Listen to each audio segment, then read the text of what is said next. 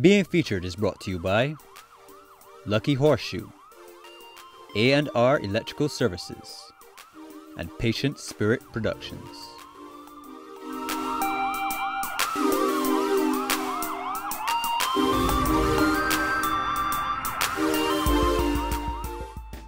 My guest being featured today is a writer, producer, and a director, and he's more popular for the hit series Keeping Up with the Joneses. His name is Rommel Hall. Rommel, welcome to the show. Thank you. Well, in 2003, you brought to the table Jesus Army Productions. Talk about that coming from just an idea to actually reality.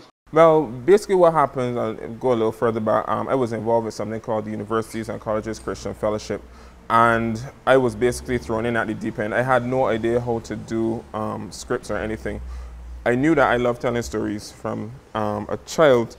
I love reading and I love telling stories, and it got so bad at one point. I remember my teachers in primary school used to tell my parents stop writing Rommel's compositions because they thought that my parents were writing my compositions. But it just, I guess I was blessed with a vivid imagination. So it went from there. When we graduated UB, we didn't want to split up, so we basically graduated and then formed Jesus Army Productions. And we were supposed to be like we were not supposed to be, but we were more like a Christian laugh it off. So we went around and we did a lot of short skits, biblical short skits. And not just doing things about the Bible, but doing biblical principles. So you would do a skit, you know, it'd be funny, and then at the end you would see a biblical principle coming out of it. And that was basically what our mandate was. And we were in existence for about 8 years or so. We did some shows, a lot of them sold out, and we did some videos, we did some stage plays at NIFCA, and some skits, at NIFCA, and we won, most notably Trapped in the Elevator, won silver medal. And then after that, we did Trapped in the Elevator, a short film, and that also won silver the following year.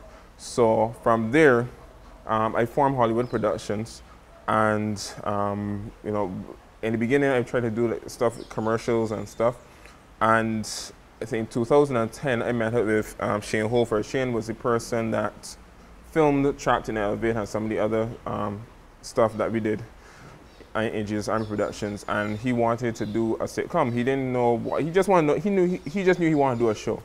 And I told him, well, I basically had an idea for a show, which is a family that is being part of a reality show. So it looks like, you know, a mockumentary, it looks like a reality show. And so I put pen to paper and I started scripting, and the rest is history. It's been 4 years now. We have done Keeping Up with the Joneses, the first ever Barbadian sitcom. We have done 3 seasons and a movie, and we are hopefully getting ready to do season 4. Season 4 is actually written. We have 7 episodes written for season 4 already, including a Christmas episode. So we're hoping that we can get this season 4 off so we can just cap off everything. But it's been an incredible run with this series. Okay, and I know creating a sitcom is not like opening a pack of tea times. Not even nearly. How did you feel to know that your first episode was showing on CBC? How did that make you feel? I mean, to say that I was proud is an understatement.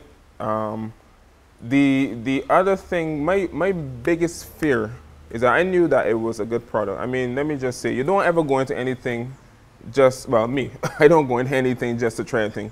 I want to make sure that it's excellent. So I did all the research, the team that I put together, a lot of us were newbies. Very few people actually had experience, but what we did, it was that we said, okay, I want to do wardrobe, so let me study how to do wardrobe. So a lot of people that came in, they were more or less, you know, newbies to this thing. And we grew and grew, and now 4 years later, I mean, I can say that we have grown a lot. All of us, we're not experts yet, but you know, we get in there. And when the first episode hit on TV, and you know, after all the promotions and everything, my main, I would say, my heart was ready to hear how the public would react to it. And the next day, it was crazy. Calling programs on the radio, people were calling in, want to know what this thing is, I want to see more of it, and that sort of thing. And as the series went on, we had so many fans. This is the one where I said we turned the corner. There was one episode in particular, the 3rd episode, where there was a lot of bashment and a lot of bacchanal and all kind of thing. Basically, the gist of the story was the 2 families came together. The in-laws, both sets of in-laws, from both Mr. Jones and Mrs. Jones came together for a family dinner. And it was chaos, because one side the family didn't like the other, because one side is a well-to-do side, and the other side are farmers. So they couldn't really get together. And the next day, everybody was talking about this thing. My father called me and told me that it was coming on. People were talking about it on Down to Brass Tacks. Somebody else called me and told me that they were talking about it on a talk show in the morning. And so this thing just captured people's attention. I felt really happy and really satisfied that something that I created, I had a hand in creating, because I didn't do it alone at all, right? But something that I had a hand in creating was able to capture the public's attention. Yeah, and then it left from Barbados and went to the UK. Yeah. How did that happen? Well, what happened was that one of the episodes, which happens to be my favorite episode, episode 6, which episode 6 of season 1. This is when Mrs. Jones' staff went on a team building hike, and it was absolute a mess. they got lost in the woods and all kind of thing. And there was this guy, Ron Belgrave, and he's a distributor in the UK. He has a company in the UK. So when he came in, he heard people talking about it. So he decided, okay, let me just sit down and watch this thing, because he came in for vacation. And that episode was the episode that he happened to watch. So the next day he got me on the phone. He went and pulled up Hollywood Productions on Facebook. Went on the phone, got my number, called me, and that was it. The next time he came, I think he came back in February the next year, and we had a sit-down meeting with myself and Shane, and we just put pen to paper. He started to ship it around to different channels overseas, because the thing is that overseas, people push their local content. So you would hardly ever get Keeping It with the Joneses on an NBC or ABC, because they want to push American content. The same thing in the UK. On BBC, you're not going to get on BBC or Sky. They want to push local content. So what happened was that he had to go to like the satellite people, like the Africa channels and these different people. And we actually got it on the Africa channel. And it was the first time in 25 years a Caribbean sitcom was featured in the UK. And it was the first time ever that a Barbadian show was featured in the UK. So it was a tremendous, groundbreaking event. The magnitude of it didn't really set in until I went to the UK, and we were, myself and some of the cast members, we went to promote the Keeping It with the Joneses movie. And people were stopping us in the, well, not me, because nobody know me, but people were stopping the cast in the subways, in the malls. I mean, we were in a place called Westfield Mall, which is the biggest mall in Europe. It's massive mall, 6 stories, you know, mind-blowing. And people coming up to the cast and say, you're the guy from the Joneses. And I was like, wow, seriously. I mean, something that we sit down and write. We left Barbados and traveled on a plane for 8.5 hours, and people recognizing something that we did. So, you know, it felt really good for that to happen. And were you scared? Because, you know, when you get into the UK, United States, guys are shooting Reds, Alexa, big productions compared to what we would do here. But were you scared having your product outside of Barbados and into the UK, knowing the competition and how high that level would be? The thing is, sometimes I don't think enough about what I'm doing to get scared. That's the truth. Because if I sit down and think about it, it's a calculated risk. If I think about everything that could possibly go wrong, everything that I will come up against, I would never do anything. So I basically say, you know what, this is what we are doing, and we're putting it out there. If we believe that is good, they're going to believe that is good, and that is that's how we went forward. And we recognize that there is a tremendous market out there of Caribbean people who want to see their content, want to see themselves, and especially Barbadians, because we see Jamaicans all the time. You know, thanks to Usain Bolt, thanks to Bob Marley, thanks to everybody. You know, we even have Americans pretending to be a Jamaican, going to Jamaica and pretending to be a Jamaican, like how Stella got her groove back and all these different movies, right? And so we see Jamaicans, we see Trinidadians to a lesser extent, but we don't really see Barbadians. So when Barbadians living up there saw Keeping It with the Joneses coming on the Africa channel, it was a tremendous thing. I have an uncle that was living up there since the late 60s. And he told me that from the time it started, people were calling him and saying, hey, you heard about this new Barbadian show that's coming on? And he said, oh, that's my nephew. You know? So he was very proud to say that. And it was really, really good to see how everybody really latched onto it. So rather than getting scared, I really wanted to push to get this thing out there so that Barbadians overseas could get a piece of home.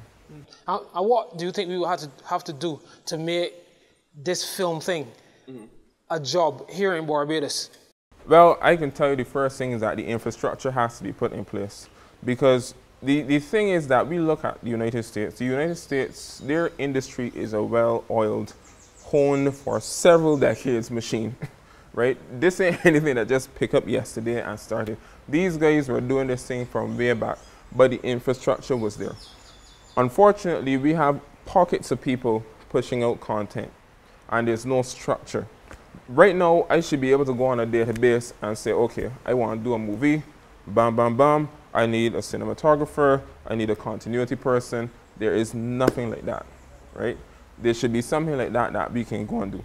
There should also be something, some sort of structure where we can start out unions and different things, so that people can work together and not get unfair, because a lot of times people get unfair, and for one reason or the other, right? Sometimes it's not purposely done, but the point is that infrastructure has to be set in place so that things can happen. Well, you have another movie coming out, Abiola. Let's talk a little bit about that. Right. Abiola, how Abiola came about, well, it's a series, a web series. How Abiola came about was that we were getting ready to do an episode for season 3 of Keeping Up with the Joneses. And they called, one of the parts called for a teenage girl. And we had so many females come out, and wonderful, wonderful actresses come out to this audition. And it was so painful and heartbreaking for me to only pick one, right? So again, my wife came, my wife is my backbone. She came and said, you gotta do another show.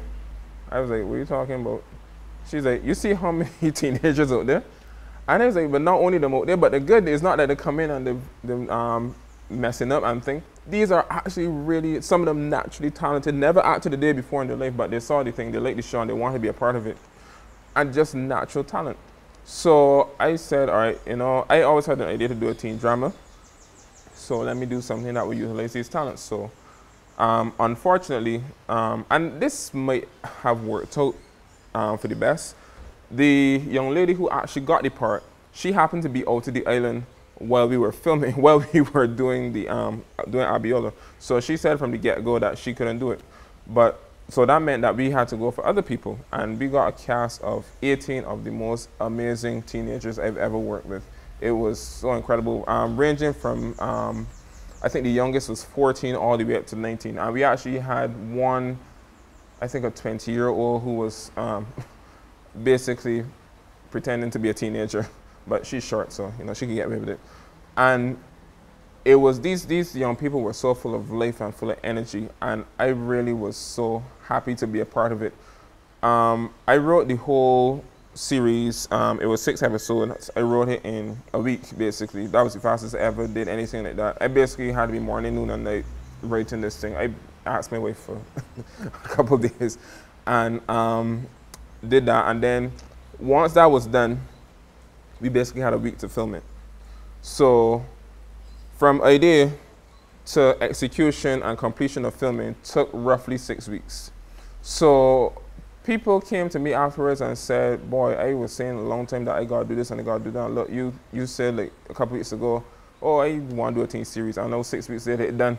He's like, boy, you don't make the sport at all. I said, no, you can't make the sport. You gotta push, you gotta keep pushing. So we are right now in post-production. And this is something that you have never seen before. We want it to be absolutely out the box. And essentially what the whole story is about, it is about this girl, Abiola. And she was, after her stepfather was laid off, she was forced to be moved from a private secondary school to a public secondary school. And basically all the mental adjustments that she would have had to make. Because you know, private school is one setting, public school is a different setting. So that is essentially what this story is. And we have a wonderful cast of teens. And from the time we were finished, all of them said, all right, so when season 2, you know, I mean, it was, the thing is, I told them it was going to be rough, you know, it was really hard because we got on set at 9 o'clock, we shot at community college, and some evenings, 6 o'clock, 7 o'clock, we still filming. And it was hard. It was really hard, but they were troopers about it. Because it was only a week, I told them, you know, it's a week, you got to just push hard and just so that then you could relax. And there was one night in particular, the Saturday, that we had to go till 3 o'clock in the morning because we were doing a car scene, and we were towing the car, driving the car. It was being towed on a trailer. And then the tire went, one of the tires on the trailer blew. So we had to get that fixed. So all those were delays, and it went straight at 3 o'clock in the morning. So around 1:30, 2 o'clock, we had some of the teenagers in the car sleeping. So I was like, all right, let me just push, all right, action, and all right, yeah. And then they went on, but they understood the process and they were really good about it. And isn't anything new. We think that in Barbados is the only place that a film scene or a student will run along, but it happens all the time. I was reading about one of my favorite movies, Gravity, with Sandra Bullock and George Clooney. It was scheduled to be filmed for a year, but it ended up being filmed for 4 years. It ended up taking 4 years to be filmed because of the amount of CG and all kind of thing that was being done in it. So delays and setbacks happen. So yeah, that's something that we roll with. But Abiola is coming is going to be strictly on web. Because it's something new that we're trying. Because this is the direction the world is going. Right now, the world is going to a place where you're going to be watching TV in the bank, stand up. You know, you go into the teller, 10 people in front of you. Let me pull up this thing and watch an episode of Burn Notice. You know, that's where we're going. So that is where we put Abiola on there, and video on demand and is in now as well, like Netflix and Hulu and those things. So this is where we are going to. This is where we are going to the web, and even Keeping Up with the Joneses. Keeping Up with the Joneses, we just signed a deal for a video on demand company. So that is the direction that we are going. So this is where we put Abiola online. Well, there you have it. That was Rommel Hall, writer, producer, and director. Very informative, and I want to thank you once again for passing through. Okay, thank you.